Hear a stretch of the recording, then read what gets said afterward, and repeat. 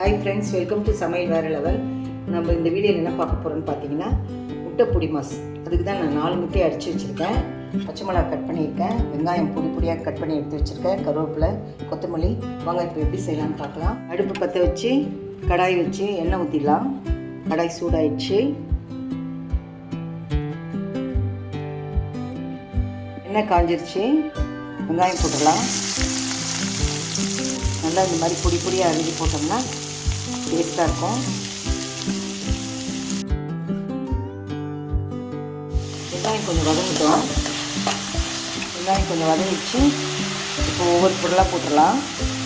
பச்சை மிளகா, கருவேப்பிலை, கொத்தமல்லி இப்படியே போட்டு வதக்கிடலாம். அதான் டேஸ்ட்டாக இருக்கும்.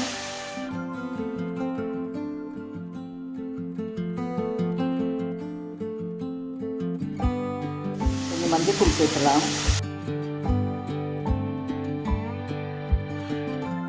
பெருங்காயத்தூள் சேர்த்துடலாம். நல்லா வாசனையாக இருக்கும். ஒரு 5 மினிட்ஸ் வெங்காயம், பச்சை மிளகா, கருவேப்பிலை எல்லாம் வதங்கிட்டோம். இப்போது தேவையான அளவு உப்பு சேர்த்துடலாம். ரொம்ப ப்ரௌன் கலராக வதங்கணும்னு அவசியம் இல்லை, கண்ணாடி பதம் வந்தால் போதும். வெங்காயம் வெந்திருக்கணும், அவ்வளோதான். வெங்காயம் ரெடி ஆகிடுச்சு. நம்ம அடித்து வச்ச முட்டையை சேர்த்துருவோம்.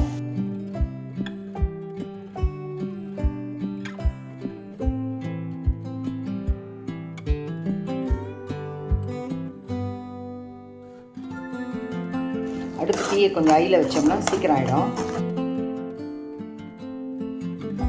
பாருங்கள் எப்படி பொடி மாஸ் ரெடி ஆகிட்டுருக்கு. இந்த ஸ்டேஜில் நான் வீட்லேயே ரெடி பண்ணி வச்ச முட்டை பொடி,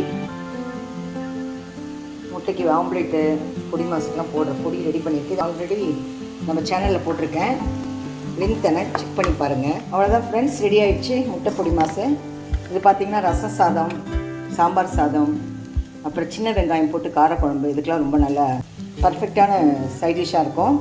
நீங்களும் இது மாதிரி செஞ்சு பார்த்து சொல்லுங்கள். லைக் பண்ணுங்கள், ஷேர் பண்ணுங்கள், கமெண்ட் பண்ணுங்கள். நம்ம சேனல் சமையல் வேறு லெவலுக்கு சப்ஸ்கிரைப் பண்ணுங்கள். இன்னொரு வீடியோவில் சந்திக்கிறேன். தேங்க்யூ.